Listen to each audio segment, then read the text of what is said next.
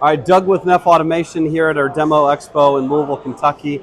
And I'm joined with Scott. So he's going to take us through Thomson's 7th axis. So unlike many other 7th axes out there, this is a collaborative 7th axis. So normally you've got to turn it out of collaborative mode while you're moving along your 7th axis. This actually has it incorporated into the functionality. And so I'm going to let Scott take it from there and get a little bit more detailed on the specifics there. So yeah, good thanks morning, for joining us, Scott. Yeah, no, thank you very much. It's happy to be here and happy to show this collaborative 7th axis that we've brought to this event.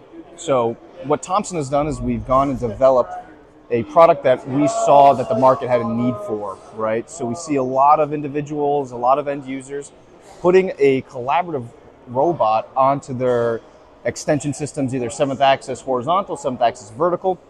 And what you do when you usually put your collaborative robot on that is you're going to lose that collaborative functionality, right? So now you're adding your light curtains, now you're adding your floor mats, your safety sensors, your cages, and adding a lot of cost to the system.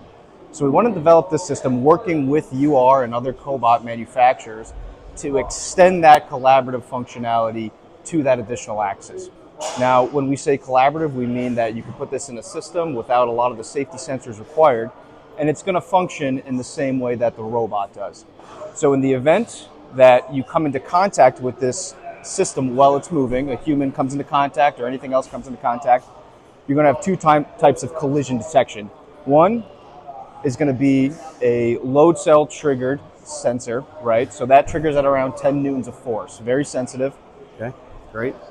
And if you notice that, it gives you that same back-off move that UR cobots do as well, right? And that's an ISO standard that we had to meet. Now I'm going to come in here, clear my safety stop on our UR cap. It might be hard to see on camera, but there's a lot of information here. Now, the second type of collision detection that you're going to see is when you actually come into contact with the cobot itself, right? So a lot of manufacturers out there, if you're on a 7th axis and you come into contact with the cobot, the robot itself will trigger a safety stop, but the 7th axis will continue to move, potentially causing injury and whatnot. So we wanted to make sure that no matter where you came into contact with this system, it's going to trigger that collaborative safety stop, allow you to see the warning within the UR cap, come over here, clear it quickly, make sure that there's no interference with the system, and continue the operation very easily.